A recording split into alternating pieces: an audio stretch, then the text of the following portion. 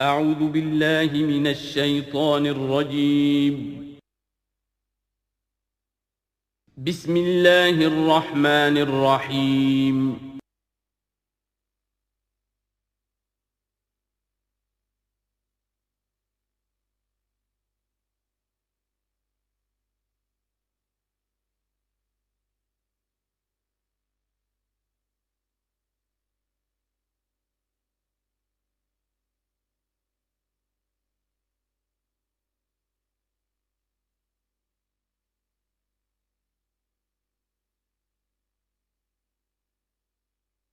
اعوذ باللہ من الشیطان الرجیم بسم اللہ الرحمن الرحیم الف لام میم ذالک الکتاب لا ریب فیہ صدق اللہ العظیم۔ الف لام میم حروف مقطعات ہیں جن کے بارے میں عرض کر چکا ہوں۔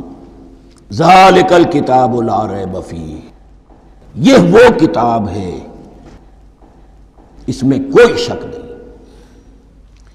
الکتاب اس لیے کہا گیا ہے کہ قرآن مجید کی پیشین گوئیاں اور خوشخبریاں سابقہ کتابوں میں موجود تھیں، اور چونکہ اس سورہ مبارکہ میں اصل خطاب کا رخ جو ہے وہ ہے سابقہ امت مسلمہ کی طرف، تو ذالک کتاب نہیں کہا گیا، ذالک کتاب لا ریب فیہ نہیں، ذالک الکتاب یہ وہ کتاب ہے، کتاب موعود ہے جس کی پیشین گوئیاں تورات اور انجیل میں موجود تھیں۔ لا ریب فیہ، اس میں کوئی شک نہیں۔ حرف اورا ریب نئے، تبدیل نئے، یہی الفاظ آئے ہیں سورہ سجدہ کے شروع میں بھی، الف لام میم تنزیل الکتاب لا ریب فیہ رب العالمین، لا ریب فیہ من رب العالمین، فیہ ھدی للمتقین۔ فیہ دونوں طرف مل سکتا ہے، لا ریب فیہ اسے معانقہ کہتے ہیں، لا ریب فیہ پڑھیں گے تو ہدن سے شروع کر دیں گے، لا ریب پر ختم کر دیں گے تو فیہ ہدن للمتقین، یہ دونوں معنی درست ہوں گے۔ ہدن للمتقین یہ ہدایت ہے، رہنمائی ہے اہل تقوی میں جو بچنا چاہیں۔ تقوی کا اصل مفہوم سمجھ لیجئے، وقا یقی کسی کو بچانا، تقوی خود بچنا۔ جن لوگوں کے اندر فطرت سلیمہ ہوتی ہے ان میں اخلاقی حس موجود ہوتی ہے، وہ بری چیز سے بچنا چاہتے ہیں، بھلی کو حاصل کرنا چاہتے ہیں۔ وہ لوگ ہیں کہ جو گویا کہ اس قرآن کا اصل مخاطب ہے، وہی اس سے استفادہ کر سکیں گے۔ الذین یؤمنون بالغیب، اب ان کے کچھ اوصاف، یہ اصل میں بہت زیادہ واضح ہوتا ہے تعویل خاص کے اعتبار سے کہ دیکھ لو درخت کو اپنے پھل سے پہچانتے ہیں، اس قرآن کے پھل موجود ہیں نا، یہ ابو بکر اور عمر اور عثمان اور علی کون ہیں؟ یہ جو مہاجرین آئے ہیں چل کر، مدینے والوں دیکھو یہ کون ہیں، ان کی شخصیتیں کیا ہیں، ان کا کردار کیا ہے، ان کے اوصاف کیا ہے، یہ کس درخت کے پھل ہیں، یہ اس بینہ کے پھل ہیں، یہ اس ذکرہ کے پھل ہیں۔ بینہ رسول من اللہ یتلو صحفا مطہرۃ فیہا کتب قیمہ، یہ اس شجرہ مبارکہ کے پھل ہیں۔ دیکھ لو ان کے کیا شب و روز ہیں، الذین یؤمنون بالغیب، جو غیب پر ایمان رکھتے ہیں۔ تعویل عام کے اعتبار سے اس کا بہت اہم مفہوم ہوگا، جو یہ طے کر لے کہ سوائے مادے کی دنیا کے مجھے اس سے آگے جانا ہی نہیں، unless I can verify۔ آپ کو معلوم ہے کہ میٹیریل جو حقائق ہے وہ تو آپ ویریفائی کر سکتے ہیں، آنکھ سے دیکھ سکتے ہیں، کان سے سن سکتے ہیں، ویریفائڈ ہے۔ جو یہ سمجھ لے گا کہ اس کے بیونڈ کچھ نہیں ہے، اس کے لیے قرآن میں کوئی ہدایت نہیں۔ ہدایت قرآنی کا نقطہ آغاز یہ ہے کہ انسان یہ سمجھ لے کہ جو اصل حقیقت ہے وہ مستور ہے، نگاہوں سے چھپی ہوئی ہے، سامنے جو کچھ نظر آ رہا ہے۔ ایک انگلستان کے بہت بڑے فلسفی کی کتاب کا عنوان ہے appearance and reality, reality and appearance, Bradley کی کتاب۔ اپیئرنس جو کچھ نظر آ رہا ہے یہ حقیقت نہیں، حقیقت اس کے پیچھے ہے۔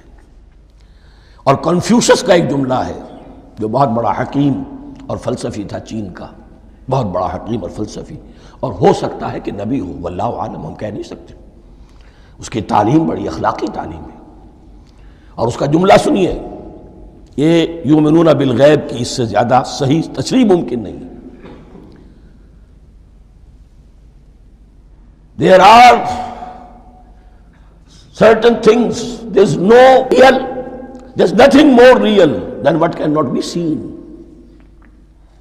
And there's nothing more certain than what cannot be heard. وہ حقائق جو آنکھوں سے نہیں دیکھے جا سکتے اور کانوں سے نہیں سنے جا سکتے، ان سے زیادہ یقینی اور واقعی حقائق اور کوئی نہیں. There's nothing more real than what cannot be seen, and there's nothing more certain than what cannot be heard. الذین یؤمنون بالغیب ویقیمون الصلاۃ، نماز قائم کرتے ہیں، ومما رزقناہم ينفقون، اور جو کچھ ہم نے انہیں دیا ہے اس میں سے خرچ کرتے ہیں، خیر میں، بھلائی میں، نیکی میں، ابناء نو کی حاجات کو رفع کرنے میں، لوگوں کی تکلیفیں دور کرنے میں، خود اللہ کے لیے، اللہ کی رضا جوئی کے لیے، اللہ کو قرض حسنہ دیتے ہوئے. والذین یؤمنون بما انزل الیک وما انزل من قبلک، اور وہ کہ جو ایمان رکھتے ہیں اس پر بھی جو آپ پر نازل کیا گیا ہے محمد صلی اللہ علیہ وسلم، اور اس پر بھی کہ جو آپ سے پہلے نازل کیا گیا. یہ بہت اہم الفاظ ہیں، اس لیے کہ عام طور پر آج کل ہمارے ہاں یہ خیال پھیلا ہوا ہے کہ یہ تورات اور انجیل کے پڑھنے کا کوئی فائدہ نہیں، کوئی ضرورت نہیں. کوئی ضرورت نہیں کی حد تک تو شاید بات صحیح ہو، لیکن کوئی فائدہ نہیں، یہ بالکل غلط ہے. یہ ابتدا ہے قرآن کی، اور کس قدر اہتمام کے ساتھ کہا جا رہا ہے. ایمان صرف قرآن پر نہیں، اس پر بھی کہ جو اس سے پہلے نازل کیا گیا. اور سورہ نساء کی آیت، اور سورہ نساء نازل ہوئی ہے کہیں جا کر سن 6 ہجری میں. یا ایھا الذین آمنوا آمنوا باللہ ورسولہ والکتاب الذی نزل علی رسولہ والکتاب الذی انزل من قبل. تو اس سے ایمان جو ہے تورات پر اور انجیل پر اور زبور پر اور صحف ابراہیم پر، اجمالی ایمان کی جو اہمیت ہے اس کو اچھی طرح سمجھ لیجیے. البتہ یہ ہے کہ چونکہ ہم سمجھتے ہیں اور جانتے ہیں کہ ان کتابوں میں تحریف ہو گئی ہے، لہذا ان کتابوں کی کوئی شے قرآن پر حجت نہیں ہوگی. جو چیز قرآن سے ٹکرائے گی ہم اس کو رد کر دیں گے. ان کتابوں کی کسی شے کو دلیل کے طور پر نہیں لائیں گے. لیکن جہاں قرآن مجید کی کسی بات کی نفی نہ ہو رہی ہو تو بہت سے حقائق ہمیں ان کتابوں ہی سے ملتے ہیں. انبیاء کے مابین جو زمانی ترتیب ہے، کرونالوجیکل آرڈر جو ہے، وہ تو ہمیں تورات سے ملتا ہے، قرآن میں تو نہیں. قرآن میں کبھی حضرت نوح کا ذکر بعد میں ہے، حضرت موسیٰ کا پہلے. وہاں تو کسی اور پہلو سے ترتیب آتی ہے، لیکن وہاں ہمیں تاریخ ملتی ہے ابراہیم کی، اسحاق کی، یعقوب کی، انبیاء بنی اسرائیل کی، موسیٰ کی، عیسیٰ کی، یہ ساری چیزیں. تو اس کی اہمیت جو ہے اس کو سمجھ لیجئے. والذین یؤمنون بما انزل الیک وما انزل من قبلک وبالآخرۃ ھم یوقنون، آخرت پر وہ یقین رکھتے ہیں. نوٹ کرنے والی بات کیا ہے کہ باقی سب چیزوں کے لیے لفظ ایمان آیا، آخرت کے لیے ایقان. کیوں؟ واقعہ یہ ہے کہ انسان کے عمل کے اعتبار سے سب سے زیادہ مؤثر شے ایمان بالآخرہ ہے. ایمان بالآخرہ ہے تو عمل سیدھا رہے گا کہ ہاں مجھے جواب دہی کرنی ہے، جانا ہے، اٹھنا ہے، اللہ کے حضور حاضری ہے. اگر یہ یقین ہے تو عمل صحیح ہوگا. اس میں کمی ہو گئی تو توحید جو ہے وہ بھی بس ایک عقیدہ، ایک ڈوگما بن کے رہ جائے گی. ایمان بالرسالت بھی بدعات کو جنم دے گا. عید میلاد نبی منا لیجئے، اور کچھ عشقیہ اشعار کہہ دیجئے، نعتیہ اشعار کہہ دیجئے، اللہ اللہ خیر صلی اللہ، یہ ایمان بالرسالت کے مظہر ہوں گے. عمل انسان کا درست ہوتا ہے آخرت کے یقین کے ساتھ. وبالآخرۃ ھم یوقنون، آخرت پر انہی کا یقین ہے، انہی کا یقین ہے. یہ حصر بھی ہے اس اعتبار سے کہ یہودی میں مدعی تھے کہ ہم آخرت پر یقین رکھتے ہیں، یہاں کنٹراسٹ دکھایا جا رہا ہے، آخرت پر یقین رکھنے والے یہ لوگ ہیں. اور تعویل خاص کے اعتبار سے وہ لوگ موجود ہیں تمہاری نگاہوں کے سامنے. 13 برس کی محنت کی کمائی محمد الرسول اللہ صلی اللہ علیہ وسلم کی، اس کتاب کی، یتلو علیہم آیاتہ ویزکیہم ویعلمہم الکتاب والحکمہ، اس کا جو نتیجہ ہے وہ تمہارے سامنے. اولئک علی ھدی من ربہم، یہ وہ لوگ ہیں جو اپنے رب کی طرف سے ہدایت پر ہیں. وہ ابتدائی ہدایت بھی ان کے پاس تھی اور یہ تکمیلی ہدایت بھی، قرآن پر بھی ان کا یقین پورا ہے اور محمد کا اتباع بھی وہ کر رہے ہیں۔ وَأُولَٰئِكَ هُمُ الْمُفْلِحُونَ، اور یہی وہ لوگ ہیں جو فلاح پانے والے ہیں۔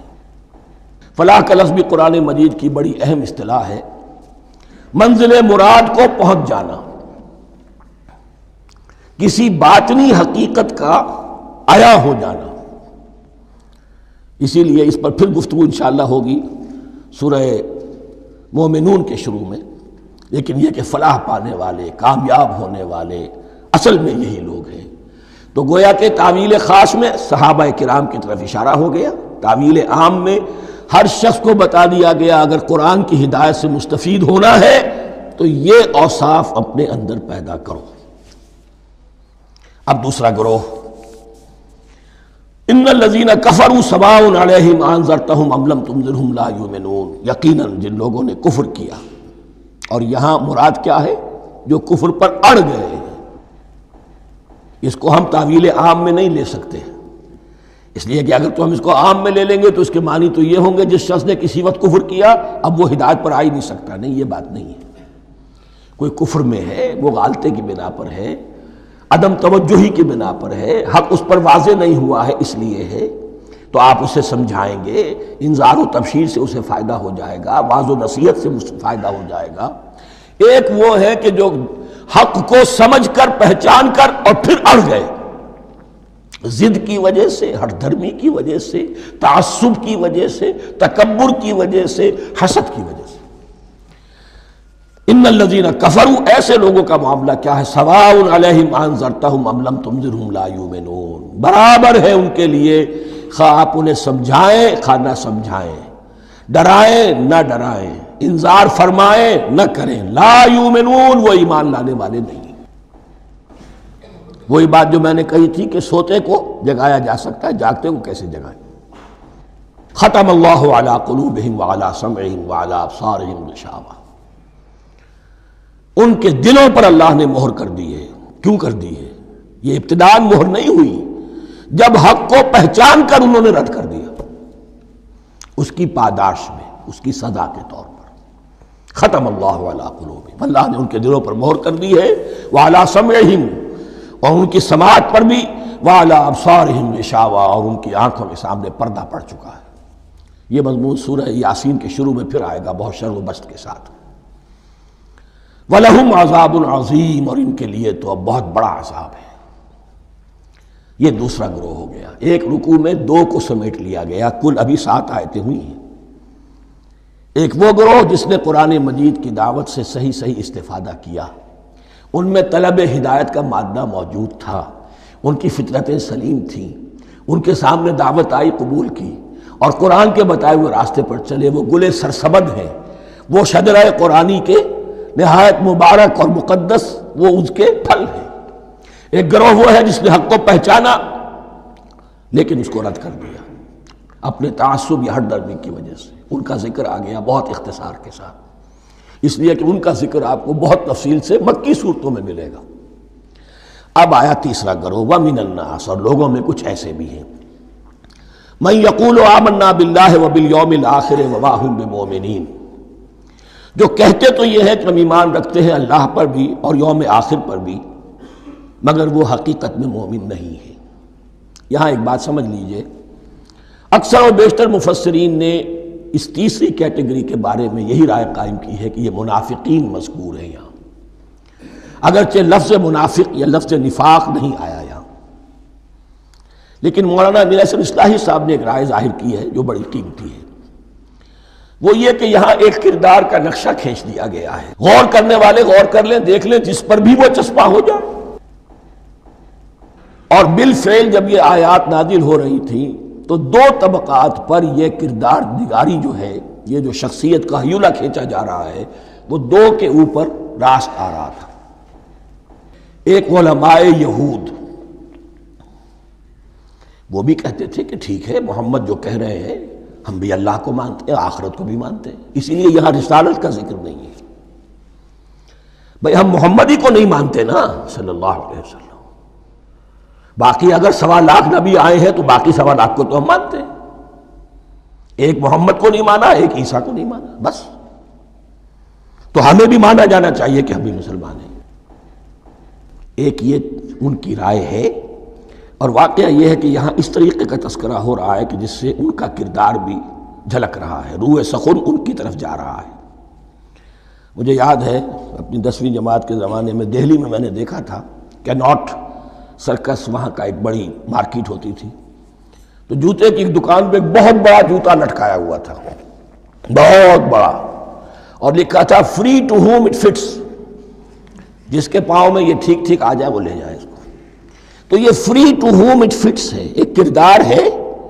اب یہ کردار جس کے اوپر بھی فٹ بیٹھ جائے، ان میں یقیناً زیادہ تو غلبہ یہی ہے جو مفسرین کی رائے ہے، منافقین کا معاملہ جو ہو رہا ہے، لیکن یہ کردار بعین نہیں فٹ بیٹھ رہا ہے یہود کے علماء پر۔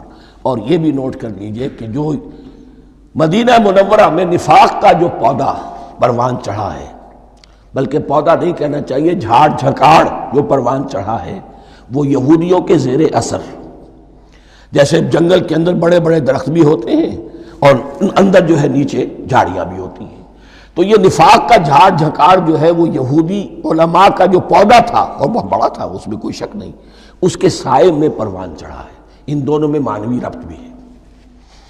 وَمِنَ النَّاسِ مَن يَقُولُ آمَنَّا بِاللَّهِ وَبِالْيَوْمِ الْآخِرِ وَمَا هُم بِمُؤْمِنِينَ، اور لوگوں میں سے کچھ ایسے بھی ہیں جو کہتے تو یہ ہے کہ ہم ایمان رکھتے ہیں اللہ پر اور یوم آخر پر، لیکن وہ مومن نہیں ہیں۔ يُخَادِعُونَ اللَّهَ وَالَّذِينَ آمَنُوا وَمَا يَخْدَعُونَ إِلَّا أَنفُسَهُمْ، وہ دھوکہ دینے کی کوشش کر رہے ہیں اللہ کو اور اہل ایمان کو۔ دیکھیں یخادعون جو ہے یہ باب مفعلہ ہے، باب مفعلہ میں کشمکش ہوتی ہے، کشاکش ہوتی ہے، لہذا ترجمہ میں نے کیا کوشش کر رہے ہیں۔ وما یخدعون الا انفسهم، یہ ثلاثی مجرد میں آ گیا، اور نہیں دھوکہ دے رہے مگر صرف اپنے آپ کو۔ یہ یقینی ہے اپنے آپ کو تو دھوکہ دے رہے ہو، لیکن یہ کہ اللہ اور اس کے رسول کو اور اللہ اور اہل ایمان کو دھوکہ نہیں دے سکتے۔ سورہ نساء کی آیت نمبر 142 میں یہ کھل کر منافقین کے بارے میں یہی الفاظ آئے ہیں، ان المنافقین یخادعون اللہ وہو خادعہم، یقیناً منافقین جو ہے وہ اللہ کو دھوکہ دینے کی کوشش کر رہے ہیں اور اللہ انہیں دھوکہ دے رہا ہے۔ وما یشعرون، انہیں اس کا شعور نہیں ہے۔ یہ بہت اچھی طرح نوٹ کر لیجئے، منافقین کی بھی اکثریت وہ تھی جنہیں اپنے نفاق کا شعور نہیں تھا، وہ اپنے تئیں سمجھتے تھے اپنے آپ کو مسلمان، وہ کہتے تھے یہ بے وقوف لوگ ہیں، محمد رسول اللہ کے بارے میں کہتے تھے یہ خام خواہ جو ہے انہوں نے لڑائی بھڑائی مول لے لی ہے اہل مکہ کے ساتھ، کیا ضرورت ہے، امن کے ساتھ جو ہے بات کرنی چاہیے۔ وہ سمجھتے تھے کہ ہم خیر خواہ ہیں، ہم بھلی بات کہہ رہے ہیں، یہ بے وقوف لوگ ہیں، دیکھتے نہیں کہ کس سے ٹکرا رہے ہیں، ہاتھ میں اسلحہ نہیں ہے اور لڑائی کے لیے جا رہے ہیں، تو بے وقوف تو یہ ہے۔ لیکن وہ سمجھتے تھے کہ ہم تو بڑے مخلص ہیں، ہم مصلح ہیں، تو ما یشعرون بہت ضروری ہے۔ بعض لوگ منافق ایسے بھی تھے کہ جو اسلام میں داخل ہی ہوتے تھے دھوکہ دینے کی خاطر، اور ان پہ پہلے دن سے واضح ہوتا تھا کہ ہم مسلمان نہیں ہیں، ہم نے اسلام کا لبادہ اوڑھا ہے صرف دھوکے کے لیے۔ اس کا ایک ذکر سورہ آل عمران میں آئے گا، لیکن اکثر و بیشتر منافقین دوسری طرح کے تھے جنہیں اپنے نفاق کا شعور حاصل نہیں تھا۔ فی قلوبہم مرض، ان کے دلوں میں ایک روگ ہے، بیماری ہے۔ یہ روگ اور بیماری کیا ہے؟ ایک لفظ میں اس کو تعبیر کیا جائے، کردار کی کمزوری، ویکنس آف کیریکٹر۔ ایک شخص وہ ہوتا ہے کہ جو سمجھتا ہے یہ حق ہے، ہر سے بعد آباد، اب جو ہو سو ہو۔ ایک حق کو حق پہچان کر رد کر دیتا ہے، وہ کافر ہو گیا۔ ایک حق کو حق پہچان کر آیا تو صحیح، لیکن ویکنس آف کیریکٹر کی وجہ سے قوت ارادی کمزور ہے، آخرت بھی چاہتے ہیں، دنیا کو بھی ہاتھ سے دینے کو تیار نہیں، یہاں کا بھی کوئی نقصان نہ ہو اور آخرت کا بھی سارا بھلا ہمیں مل جائے۔ یہ وہ لوگ ہیں در حقیقت کہ اس کو کہا روگ۔ فی قلوبہم مرض فزادہم اللہ مرضا، تو اللہ نے ان کے مرض میں اضافہ کر دیا۔ یہ اللہ کی سنت ہے، آپ حق پر چلنا چاہیں حق کا راستہ آپ کے لیے آسان کر دے گا، آپ برائی کی طرف جانا چاہیں بڑی سے بڑی برائی آپ کے لیے ہلکی ہوتی چلی جائے گی۔ کوئی خاص بات ہی نہیں، چلو یہ بھی کر گزرو، جب یہ کر لیا تو یہ بھی کر گزرو۔ اور اگر آپ بین بین لٹکنا چاہیں تو اللہ اسی پہ چھوڑ دیتا ہے۔ ٹھیک ہے، آپ سمجھتے ہیں ہم کامیاب ہو رہے ہیں، ہم نے مسلمانوں کو بھی دھوکہ دے لیا، وہ ہمیں مسلمان سمجھتے ہیں، اور یہودیوں کو بھی دھوکہ دے لیا، وہ سمجھتے ہیں کہ ہم ان کے ساتھی ہیں، تو سمجھا کامیاب ہو رہے ہیں، حقیقت میں یہ کامیابی نہیں۔ فی قلوبہم مرض فزادہم اللہ مرضا ولہم عذاب علیم بما کانوا یکذبون، اور ان کے لیے تو دردناک عذاب ہے۔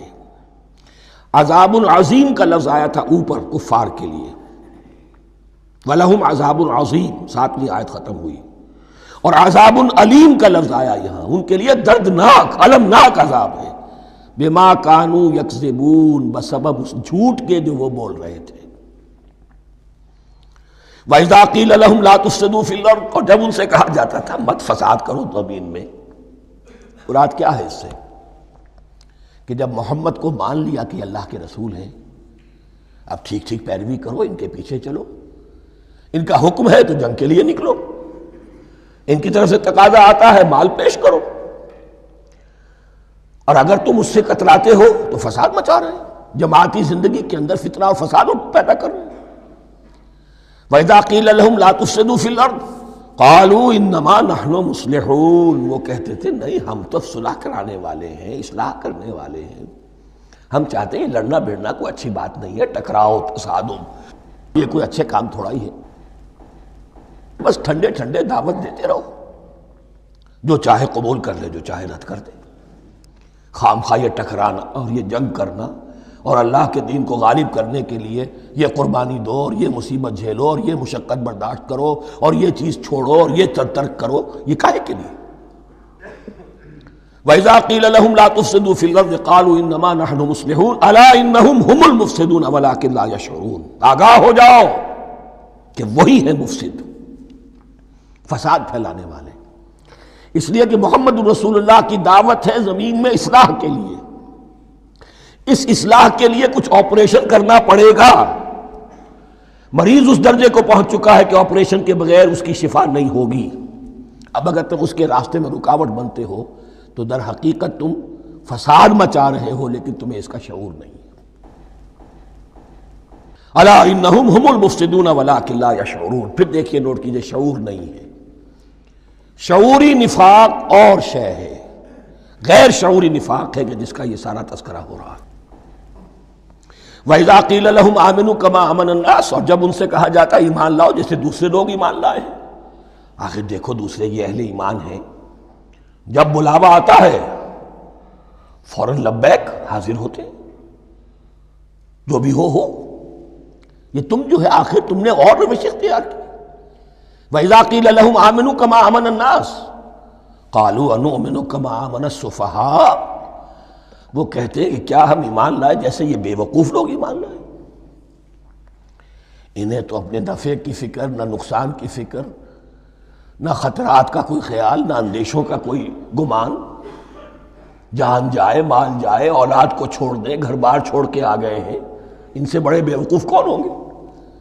بال بچے چھوڑ آئے ہیں کفار مکہ کے رحم و کرم پر، سرداران قریش جو چاہے ان کے ساتھ کریں، تو یہ تو بے وقوف لوگ ہیں۔ آج کل آپ کہتے ہیں ایسے ہی لوگوں کو فینیٹکس ہیں، یہ فینیٹکس ہیں، دیکھ بھال کر چلنا چاہیے، دائیں بائیں دیکھ کر چلنا چاہیے، نفع نقصان کا خیال کر کے چلنا چاہیے، چاہے حق ہے ٹھیک ہے، لیکن بہرحال اپنی مصلحتوں کو بھی اور اپنی اہل و عیال کی مصلحتوں کو بھی دیکھنا چاہیے۔ یہ لوگ تو معلوم ہوتا ہے کہ بالکل دیوانے ہو گئے، فینیٹکس ہو گئے۔ وَإِذَا قِيلَ لَهُمْ آمِنُوا كَمَا آمَنَ النَّاسُ قَالُوا أَنُؤْمِنُ كَمَا آمَنَ السُّفَهَاءُ أَلَا إِنَّهُمْ هُمُ السُّفَهَاءُ وَلَٰكِن لَا يَعْلَمُونَ، آگاہ ہو جاؤ کہ وہی بے وقوف ہیں لیکن انہیں علم نہیں ہے۔ وہ صادق الایمان جو ایمان کی ہر تقاضے کو پورا کرنے کے لیے ہر وقت حاضر ہیں، ان سے بڑا عقل مند کوئی نہیں، ان سے بڑا سمجھدار کوئی نہیں۔ انہوں نے یہ جان لیا ہے کہ اصل زندگی آخرت کی زندگی ہے، یہ نہیں ہے، یہ تو عارضی ہے، کل نہیں آج ختم ہو جائے، آج نہیں ابھی ختم ہو جائے، کیا فرق پڑے گا؟ جانا تو ہے، اب نہیں تو کل، کل نہیں تو پرسوں، جانا تو ہے۔ تو عقل تو ان کے اندر ہے۔ الا انہم هم السفہاء ولکن لا یعلمون واذا لقوا الذین آمنوا قالوا آمنا، اور جب یہ ملتے ہیں ان سے جو اہل ایمان ہیں تو کہتے ہیں ہم بھی ایمان رکھتے ہیں۔ اب یہ ان دونوں پر آئے گا۔ عام جو یہودی تھے وہ بھی کہتے تھے کہ ہم بھی تو آخر اللہ کو مانتے ہیں، آخرت کو مانتے ہیں، اور منافق تو تھے ہی جو رسول کو بھی مانتے تھے۔ وَإِذَا خَلَوْا إِلَىٰ شَيَاطِينِهِمْ، اور جب یہ اپنے شیطانوں کے پاس خلوت میں ہوتے ہیں، اور یہاں شیاطین سے مراد ہیں اہل کتاب یہود کے علماء، ان کے سردار، یا عبداللہ ابن ابی جو منافقین مدینہ کا سردار تھا۔ اگر وہ کبھی ملامت کرتا تھا، دیکھو تم تو معلوم ہوتا ہے بالکل مسلمانوں میں شامل ہی ہو گئے پوری طرح سے، تمہیں کیا ہو گیا، تم ہر بات مان رہے ہو۔ اب انہیں یہ کچھ نہ کچھ اپنی وفاداری کا یقین دلانے کے لیے کہنا پڑتا تھا، نہیں ہم انہیں بیوقوف بنا رہے ہیں، ہم ان سے ذرا تمسخر کر رہے ہیں، ہم ہیں آپ کے ساتھ ہی، آپ فکر نہ کریں۔ اسی لیے یہ دو منہا ہونا، نفق کہتے ہیں سرنگ کو جس کے دو دروازے ہوتے ہیں، باقی زیر زمین ہے۔ نافقہ گوہ کا بل ہے کہ دو دروازے رکھتا ہے، دو اس کے منہ رکھتا ہے کہ ادھر سے اگر کتا داخل ہو جائے شکار کے لیے تو ادھر سے نکل بھاگے، ادھر سے آئے تو ادھر سے نکل بھاگے۔ تو دو منہا انسان، یہ در حقیقت جس کو پھر سورہ نساء میں کہا گیا لا الہ ہؤلاء ولا الہ ہؤلاء، نہ ادھر کے ہیں نہ ادھر کے، مذبذبین بین ذالک، اس کے درمیان مذبذب ہو کر رہ گئے۔ یہ شیطان کا لفظ یہاں سمجھ لیجئے کہ اس کے دو رائے ہیں کہ یہ شطنہ سے بنا ہے یا شات سے بنا ہے، شین الف توئے یا شین تو نون۔ شطنہ کے معنی تباعدا، کو بہت دور ہو گیا، دور ہو گیا۔ شیطان سے مراد جو اللہ کی رحمت سے بہت دور ہو گیا۔ اور شاتا یشیتو کے معنی ہے احترق غضبا وحسدا، کوئی شخص غصے اور حسد کے اندر جل رہا ہو، وہ شاتا یشیتو ہے۔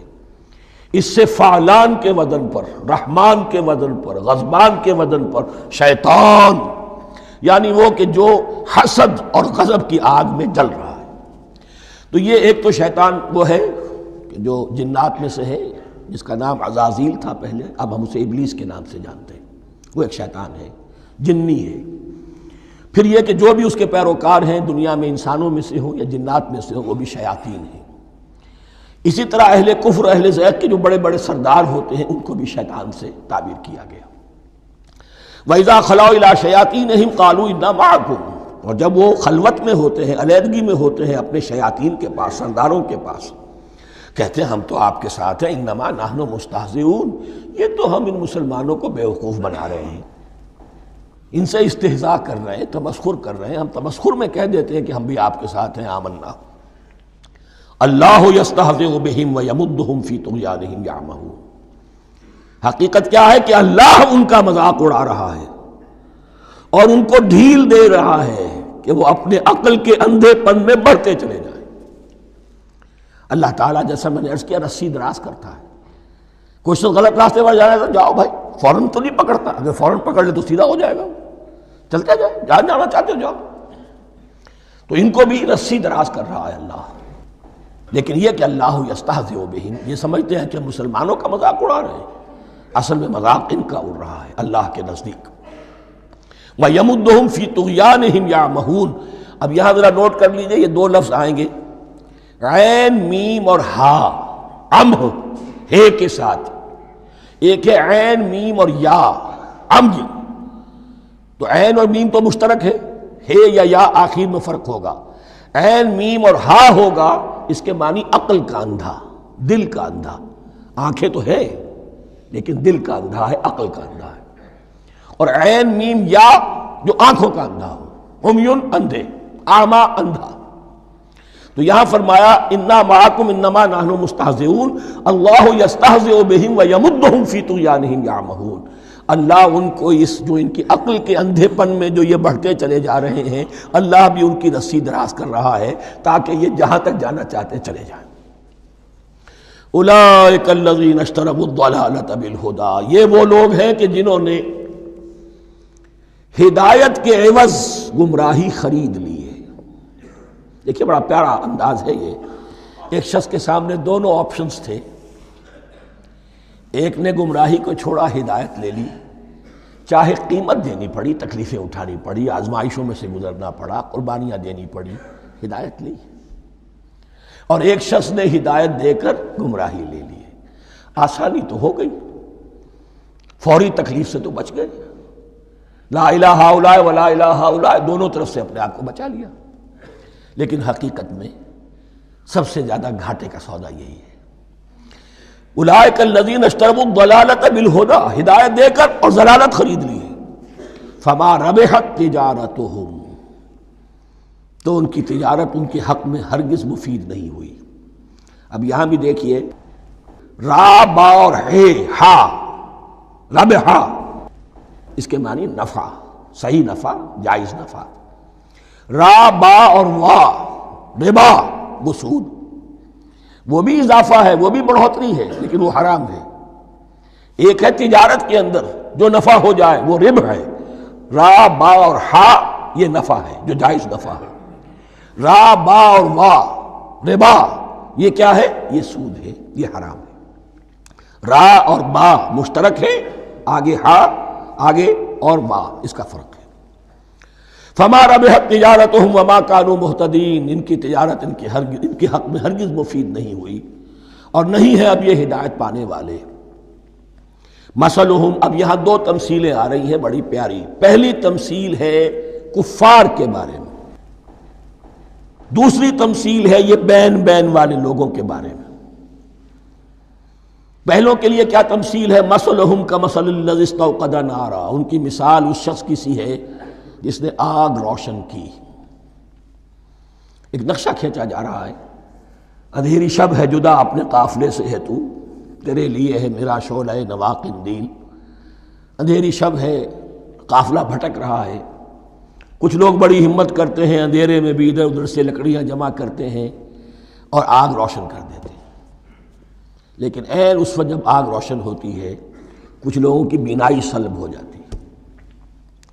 پہلے وہ اندھیرے میں اس لیے تھے کہ روشنی نہیں تھی، اب وہ اندھیرے کے اندھیرے میں رہ گئے کہ روشنی تو خارج میں آ گئی، اپنی اندر کی روشنی گل ہو گئی، بصارت سلب ہو گئی۔ یہ مثال ہے ان کفار کی کہ حضور کی آمد سے پہلے سب بھٹک رہے تھے، کوئی حقیقت واضح نہیں تھی، قافلہ انسانیت بھٹک رہا تھا اندھیری شب میں۔ محمد الرسول اللہ آئے، انہوں نے آگ روشن کر دی، اب راستہ کھل گیا، ہدایت واضح ہو گئی۔ لیکن کچھ ضد یا تعصب یا تکبر یا حسد کی بنیاد پر کچھ لوگوں کی اندر کی بینائی زائل ہو گئی، تو وہ تو ویسے کے ویسے بھٹک رہے ہیں، جیسے پہلے اندھیرے میں تھے ویسے ہی اب اندھیرے میں ہیں۔ روشنی میں آنے والے تو وہ ہیں، دیکھ لو جن کا ذکر سب سے پہلے ہوا ہے۔ مثلہم کمثل الذی استوقد نارا، اس شخص کی سی ہے کہ جس نے آگ روشن کی۔ فلما اضاءت ما حولہ، جب اس آگ نے اپنے ماحول کو، گردا گرد کو روشن کر دیا، ذہب اللہ بنورہم، اللہ ان کی نور بصارت کو لے گیا، سلب کر لیا اللہ نے۔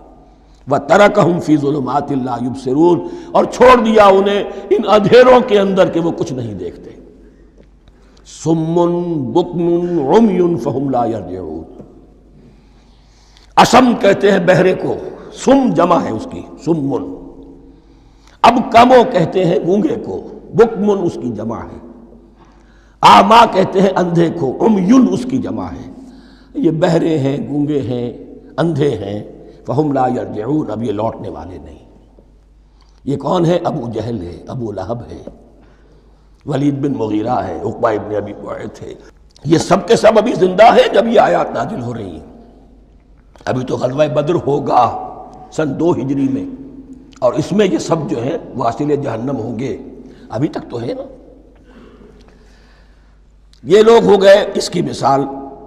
مثلہم کمثل الذی استوقد نارا فلما اضاءت ما حولہ ذہب اللہ بنورہم وترکہم فی ظلمات لا یبصرون صم بکم عمی فہم لا یرجعون۔ اب دوسری مثال، او کصیب من السماء، یا بڑی زور کی بارش برس رہی ہے آسمان سے، فیہ ظلمات، اس میں اندھیرے بھی ہیں، ورعد، اور گرج ہے، وبرق، اور بجلی چمک رہی ہے، یجعلون اصابعہم فی آذانہم من الصواعق حذر الموت، کچھ لوگ ہیں کہ جو اپنی انگلیاں اپنے کانوں کے اندر ٹھوسے ہوئے ہیں کہ وہ جو کڑک ہے اس سے ان کی جانیں نہ نکل جائیں، موت نہ آ جائے۔ کڑکا ایسا ہے کہ اس کڑکے سے بچنے کے لیے اپنی انگلیاں اپنی کانوں میں ٹھوس رکھی ہیں، حذر الموت، موت کے خوف سے۔ واللہ محیط بالکافرین، اللہ ایسے کافروں کا احاطہ کیے ہوئے ہے، بچ کر کہاں جائیں گے۔ یکاد البرق یخطف ابصارہم، قریب ہے کہ بجلی ان کی نگاہوں کو لے جائے، ان کی بینائی کو سلب کر لے۔ کلما اضاء لہم، لیکن ہوتا کیا ہے، جب ذرا روشنی ہوئی تو چل لیے۔ مشوا فیہ، بجلی چمکی، کچھ نظر آ گیا دائیں بائیں تو کچھ تھوڑا سا چل لیے۔ وَإِذَا أَظْلَمَ عَلَيْهِمْ، اور جب تاریکی ان پر طاری ہو گئی، قاموا، کھڑے کے کھڑے رہ گئے۔ یہ نقشہ ہے ان کا کہ ایک طرف بارش ہو رہی ہے، قرآن مجید ہے، آسمان سے نازل ہو رہا ہے، یہ ماہ مبارکہ ہے، یہ کتاب مبارکن ہے، لیکن یہ کہ اس کے ساتھ کڑکے ہیں، گرج ہے، کفر سے مقابلہ ہے، کفر کی طرف سے دھمکیاں ہیں، اندیشے ہیں، خطرات ہیں، امتحانات ہیں، آزمائشیں ہیں۔ ذرا کہیں حالات کچھ بہتر ہوئے، کچھ جسے بریدنگ سپیس کہتے ہیں ملی، تو تھوڑا سا چل لیے، ہم بھی مسلمان ہیں، کوئی خاص موقع نہیں ہے، کسی جنگ کے لیے بلایا نہیں جا رہا ہے، تو بڑھ چڑھ کے باتیں کر رہے ہیں، اپنے ایمان کا اظہار بھی کر رہے ہیں۔ جیسے ہی کوئی آزمائش آئی، قاموا، ٹھٹک کر کھڑے کے کھڑے رہ گئے۔ وَلَوْ شَاءَ اللَّهُ لَذَهَبَ بِسَمْعِهِمْ وَأَبْصَارِهِمْ، اللہ چاہتا تو ان کی سماعت اور بصارت کو بھی سلب کر لیتا، لیکن اللہ کا قانون یہی ہے، جو جہاں رہنا چاہے اس نے آزادی ارادہ دی ہے انسان کو۔ تم اگر مومن صادق بن کر رہنا چاہتے ہو، اس کو آسان کر دے گا تمہارے لیے۔ تم نے اپنے تعصب کی وجہ سے، اپنے تکبر کی وجہ سے کفر کا راستہ اختیار کیا، اللہ اسی کو کھول دے گا۔ تم بیچ میں لٹکنا چاہتے ہو، لٹکتے رہو، اللہ تعالیٰ جو ہے جبرن کسی کو نہ حق پہ لائے گا، نہ جبرن کسی کو باطل پر لے کر جائے گا، اس لیے کہ جبر اگر ہو تو پھر امتحان کا معاملہ ختم، پھر جزا و سزا بیکار ہے، غیر منطقی ہے، غیر معقول ہے۔ ان اللہ علی کل شیء قدیر، یقیناً اللہ تعالیٰ ہر چیز پر قادر ہے۔ یہ دو رکوع اس اعتبار سے کہ انسانی شخصیتوں کا سمجھنا، اور جیسا کہ میں نے عرض کیا، تعویل عام ذہن میں رکھیے، جب بھی کبھی کوئی دعوت حق اٹھے گی، اگر وہ واقعتاً کل کے کل حق کی دعوت ہے اور اس میں انقلابی رنگ ہے کہ باطل سے پنجہ آزمائی کرنی ہے، باطل کو نیچا دکھانا ہے، حق کا غلبہ کرنا ہے، تو یہ تین قسم کے افراد لازماً ہمیشہ وجود میں آ جائیں۔ ان کو پہچاننا، ان کے کردار کی جو اصل جو اس کے پیچھے پس منظر ہے، اس کو جاننا بہت ضروری ہے۔ اب جو تیسرا رکوع آ رہا ہے سورہ بقرہ کا، اس میں قرآن کی دعوت کا خلاصہ ہے۔ قرآن کیا ماننے کی دعوت دیتا ہے، اس کی پکار کیا ہے۔ جیسا کہ میں عرض کر چکا ہوں، 2/3 قرآن پہلے نازل ہو چکا ہے، پس منظر میں ہے۔ ہمارے لیے اس ترتیب مصحف کے اعتبار سے وہ قرآن بعد میں آئے گا، ترتیب نزول کے اعتبار سے وہ پس منظر میں موجود ہے، لیکن چونکہ یہاں پر مصحف کے اندر یہاں سے آغاز کیا جا رہا ہے، لہذا اس کا خلاصہ جو ہے لب لباب، یہ ایک رکوع میں، اور قرآن کے فلسفے کا اور اس کے بعض نہایت ہی اہم جو موضوعات ہیں اور مسائل ہیں، ان کا ذکر پھر چوتھے رکوع میں۔ ابھی ہم تیسرا رکوع پڑھ رہے ہیں۔ یا ایھا الناس اعبدوا ربکم الذی خلقکم والذین من قبلکم لعلکم تتقون، اے لوگو بندگی اختیار کرو اپنے اس رب کی، اپنے اس مالک کی جس نے تمہیں پیدا کیا، اور نہ صرف تم کو پیدا کیا، تم سے پہلے جتنے لوگ گزرے انہیں بھی پیدا کیا تاکہ تم بچ سکو۔ یہ قرآن کی دعوت کا خلاصہ ہے، اور یہ نوٹ کر لیجئے، یہ تمام انبیاء اور رسل کی دعوت یہی تھی۔ ہم جب پڑھیں گے سورہ اعراف پڑھیں گے، سورہ شعراء پڑھیں گے، ایک ایک کا نام لے کر، ان اعبدوا اللہ واطیعون، ہر رسول کی دعوت یہ تھی، اللہ کی بندگی کرو، میری اطاعت کرو۔ یا قوم اعبدوا اللہ ما لکم من الہ غیرہ، اے میری قوم کے لوگوں اللہ کی بندگی کرو، تمہارا کوئی الہ اور معبود اس کے سوا نہیں ہے۔ پھر حضور قرآن یہی عبادت رب انسان کی تخلیق کی غایت ہے، وما خلقت الجن والانس الا لیعبدون، ہم نے جنوں اور انسانوں کو پیدا ہی صرف اس لیے کیا ہے کہ ہماری بندگی کریں۔ لیکن یہاں ایک فرق بہت بڑا ہے، تمام رسولوں کی دعوت یہی ہے، محمد الرسول اللہ کی بھی یہی ہے، لیکن بڑا فرق کیا ہے؟ باقی تمام رسولوں کی دعوت آپ کو ملے گی یا قوم، اے میری قوم کے لوگوں، یہاں ہے یا ایھا الناس، اے بنی آدم، اے بنی نوع انسان۔ معلوم ہوا کہ تمام رسول حضور سے پہلے صرف اپنی اپنی قوموں کی طرف آئے ہیں، پہلے اور آخری اور کامل رسول ہیں اللہ کے محمد صلی اللہ علیہ وسلم، جن کی دعوت آفاقی ہے۔ یا ایھا الناس، یا قوم نہیں، یا ایھا الناس اعبدوا ربکم الذی خلقکم والذین من قبلکم۔ اس میں دلیل بھی آ گئی کہ عام طور پر لوگ جو ہے غلط راستے پر اس دلیل سے جمے رہتے ہیں کہ ہمارے آباء و اجداد کا راستہ یہی تھا۔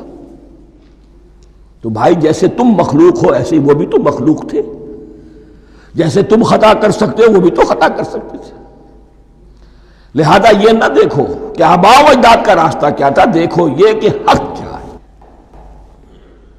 لعلکم تتقون، تاکہ تم بچ جاؤ، دنیا میں افراط و تفریط کے دھکوں سے بچ جاؤ گے، آخرت میں اللہ کے عذاب سے بچ جاؤ گے۔ ان دونوں سے اگر بچنا ہے تو اللہ کی بندگی کی روش اختیار کرو۔ اچھا کس رب کی؟ الذی جعل لکم الارض فراشا والسماء بناء، جس نے تمہارے لیے زمین کو فرش بنا دیا اور آسمان کو چھت بنا دیا۔ وانزل من السماء ماء، اور آسمان سے پانی برسایا، فاخرج به من الثمرات رزقا لکم، اور پھر اس پانی کے ذریعے سے زمین سے میووں کی شکل میں، پیداوار کی شکل میں تمہارے لیے رزق اگایا۔ فلا تجعلوا للہ اندادا وانتم تعلمون، تو ہرگز نہ اللہ کا مد مقابل کسی کو ٹھہراؤ جانتے بوجھتے۔ وانتم تعلمون کا ایک مطلب یہ بھی ہے کہ تم بھی مانتے ہو کہ اس کائنات کا خالق اللہ کے سوا کوئی نہیں۔ اہل عرب بھی مانتے تھے، جو ان کے دیوی دیوتا تھے وہ سمجھتے تھے کہ یہ اللہ کے اوتار ہیں یا اللہ کے ہاں بہت یہ پسندیدہ ہیں، اللہ کے محبوب ہیں، اس کے اولیاء ہیں، اس کی بیٹیاں ہیں، لہذا یہ شفاعت کریں گے تو ہمارا بیڑا پار ہو جائے گا، ورنہ خالق وہ مانتے تھے اللہ ایک ہی ہے۔ جب تم یہ مانتے ہو کائنات کا خالق ایک، مدبر ایک، تو اب کسی کو اس کا مد مقابل نہ بناؤ۔ انداد ند کی جمع ہے، لا ضد لہ ولا ند لہ، اللہ کا کوئی مد مقابل نہیں۔ اس میں یہاں تک بات ہے کہ حضور اس درجے، اس توحید کی باریکیوں تک پہنچا کر گئے ہیں اس امت کو کہ کسی صحابی نے ایسے ہی کہہ دیا ما شاء اللہ وما شئت، جو اللہ چاہے اور جو آپ چاہیں۔ حضور نے فوراً ٹوک دیا اجعلتنی للہ ندا، کیا تو نے مجھے اللہ کا مد مقابل بنا دیا ہے؟ اس کائنات میں مشیت صرف ایک کی چلتی ہے، کسی اور کی مشیت اس کی مشیت کے تابع پوری ہو جائے ہو جائے، لیکن مشیت مطلقہ صرف اس کی ہے۔ یہاں تک کہ حضور سے فرمایا گیا کہ اے نبی آپ کے لیے یہ ممکن نہیں ہے جسے چاہے ہدایت دے دیں، انک لا تہدی من احببت ولکن اللہ یہدی من یشاء۔ اگر یہ اختیار میں ہوتا تو ابو طالب دنیا سے بغیر ایمان لائے نہ جاتے۔ فلا تجعلوا للہ اندادا وانتم تعلمون۔ اب ان دو آیتوں میں تو یوں سمجھیے توحید نظری بھی اور توحید عملی بھی۔ توحید عملی کیا ہے؟ بندگی صرف اسی کی ہو۔ اب آیا ہے رسالت کا معاملہ، وَإِن كُنتُمْ فِي رَيْبٍ مِّمَّا نَزَّلْنَا عَلَىٰ عَبْدِنَا، اگر تمہیں رسالت محمدی پر شک ہے صلی اللہ علیہ وسلم، اس کے کیا معنی ہے؟ کہ تمہیں اس قرآن کے بارے میں شک ہے جو ہم نے اپنے بندے پر نازل کیا ہے۔ اگر ہے شک فی الواقع، وَإِن كُنتُمْ فِي رَيْبٍ، اگر تمہیں واقعتاً شک ہے مما نزلنا علی عبدنا، اس پر جو ہم نے اپنے بندے پر نازل فرمایا ہے، فاتو بسورۃ من مثلہ، تو لے آؤ اس جیسی ایک ہی صورت۔ یہ ہم کل پوری تفصیل سے دیکھ چکے ہیں کہ برسبیل تنزل یہاں پہنچے ہیں، پہلے 2 آیتیں میں نے آپ کو سنائی تھی، اس میں پورے قرآن کی مثال لانے کا چیلنج کیا گیا. پھر ایک آیت سنائی جس میں 10 صورتیں ہی لے آؤ. اب آخری درجے میں ایک صورت ہی بنا لا، اور ایک صورت تو سورۃ العصر کے مساوی بھی ہو سکتی تھی، سورۃ الکوثر کے مساوی بھی ہو سکتی تھی.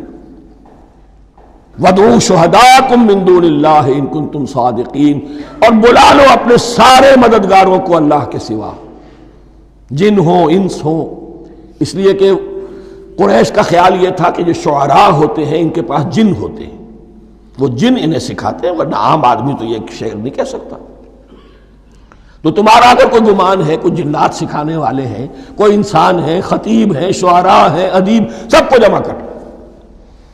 ان کنتم صادقین. اب یہ ہے بہت ہی، جس کو میں نے کل کہا تھا، آپ کو یاد ہوگا، قرآن کا انداز کیا ہوتا ہے کہ وہ اپنے اندر جھانکنے کی دعوت دیتا ہے.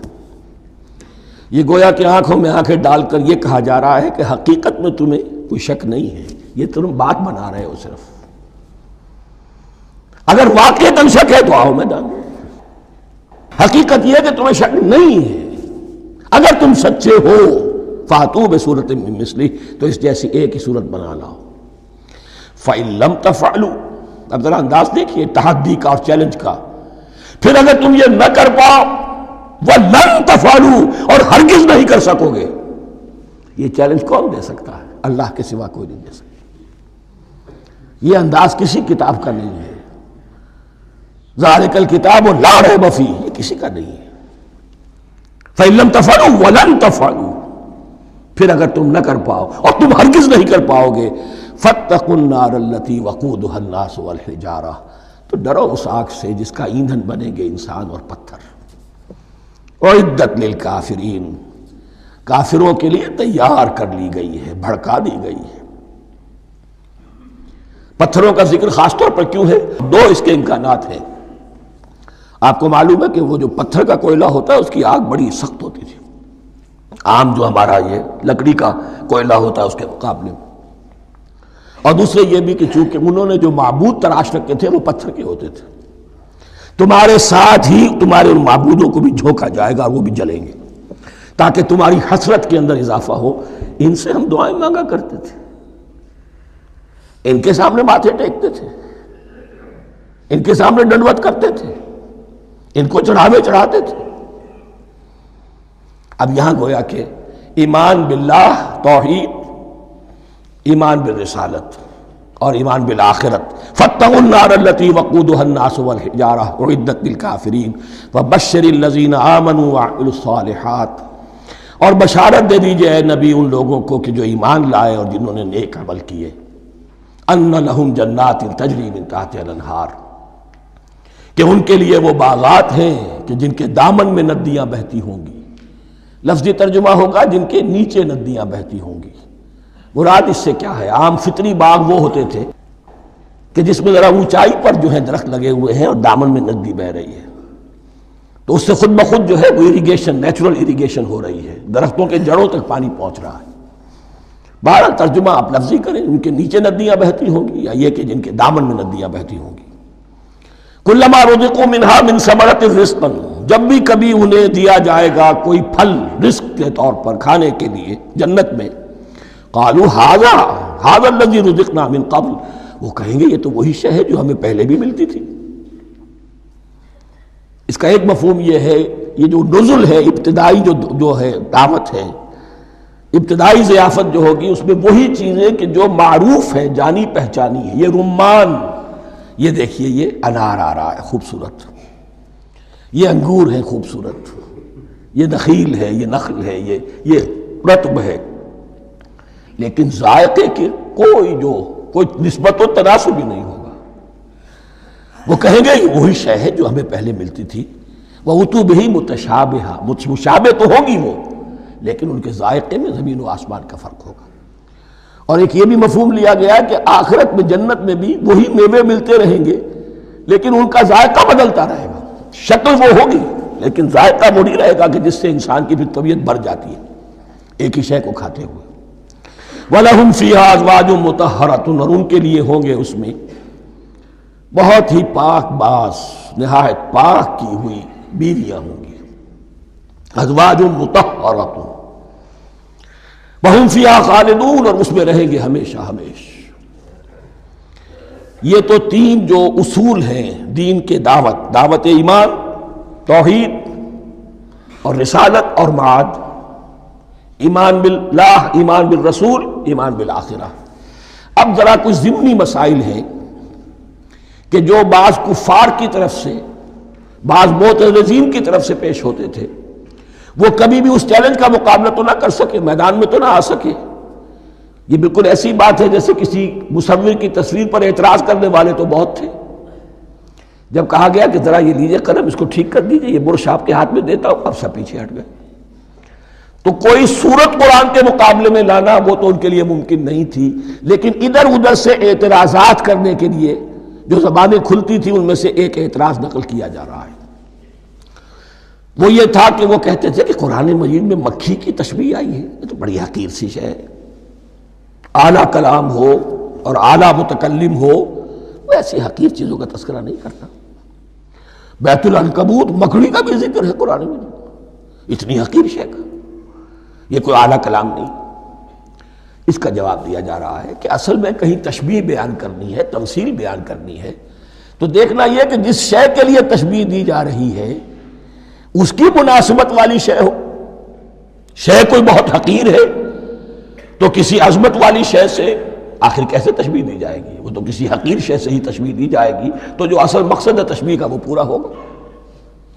ان اللہ لا یستحی ان یضرب مثلا ما بعوضۃ فما فوقہا، اللہ تعالیٰ کو تو اس میں کوئی جھجک نہیں ہے، کوئی شرم نہیں ہے کہ وہ مچھر کی مثال بیان کرے، تو اس سے اوپر، اب یا فوقہا میں دونوں معنی ہو جائیں گے، یعنی کمتر اور حقیر ہونے میں اس سے بھی بڑھ کر، یا یہ کہ اس سے اوپر کی کوئی شے، اس کی مثال دینے میں اللہ کو کوئی جھجک نہیں، اس لیے کہ مکھی بھی بہرحال مچھر سے تو ذرا بڑی شے ہے۔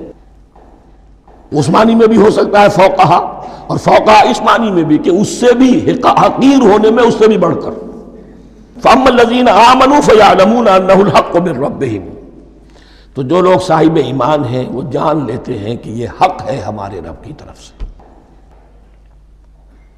وَأَمَّا الَّذِينَ كَفَرُوا، اور جنہوں نے کفر کیا ہے، فَيَقُولُونَ مَاذَا أَرَادَ اللَّهُ بِهَذَا مَثَلًا، یہ کیا مثال اللہ نے دی، کیا ارادہ ہوا اللہ کا اس مثال کے ذریعے سے؟ ناک بہت چڑھا رہے ہیں، اعتراض کر رہے ہیں۔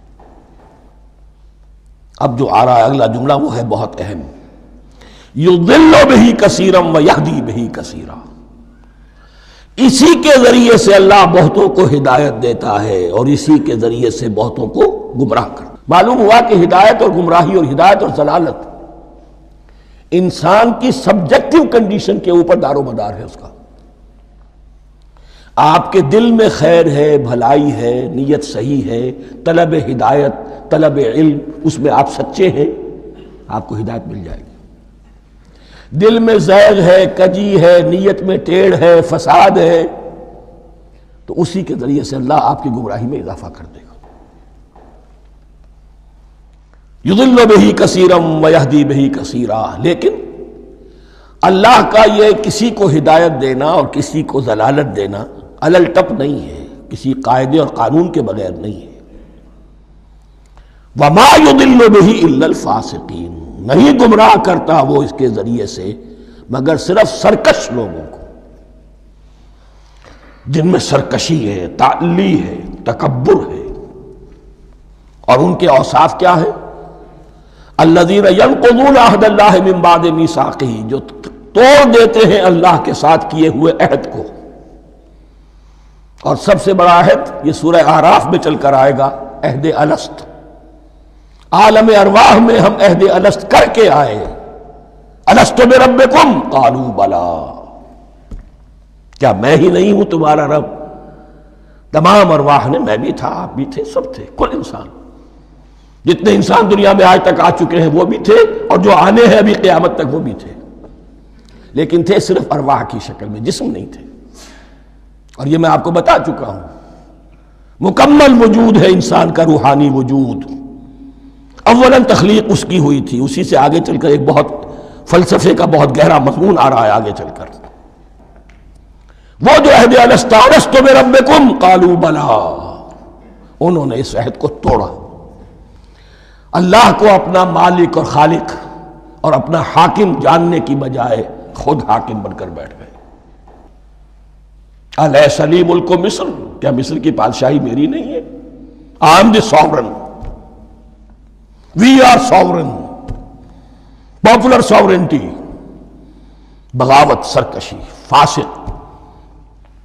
وما يضل به الا الفاسقين الذين ينقضون عهد الله من بعد ميثاقه ويقطعون ما امر الله به ان يوصل، اور کاٹتے ہیں وہ چیز جسے اللہ نے جوڑنے کا حکم دیا ہے۔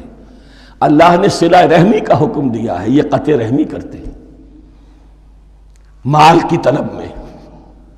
بھائی بھائی کو ختم کرتا ہے اس کے مال کو ہتھیانے کے لیے، اپنی ذاتی اغراض کے لیے تمام اخلاقی حدود جو ہے انسان پس و پیش ڈال دیتا ہے، اپنا تکبر، اپنے لیے تعلی۔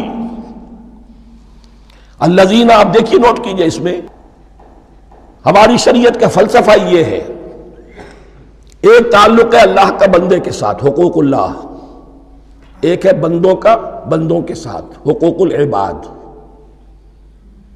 اللہ کا حق کیا ہے؟ اسے حاکم اور مالک، اور حاکم سمجھو، الملک سمجھو، خود اس کے بندے بنو۔ انسانوں کا حق کیا ہے؟ کونوا عباد اللہ اخوانا، سب آپس میں بھائی بھائی اللہ کے بندے بن جاؤ۔ اور اس میں سب سے اہم ترین رحمی رشتہ ہے، سگے بھائی بہنیں، پھر دادی کے اوپر جا کر وہ کزنز آ جائیں گے، پر دادی پر جا کر اور جمع ہو جائیں گے، یہاں تک کہ آدم و حوا پر تمام انسان جمع ہو جائیں گے۔ تو رحمی رشتے کی بڑی اہمیت ہے۔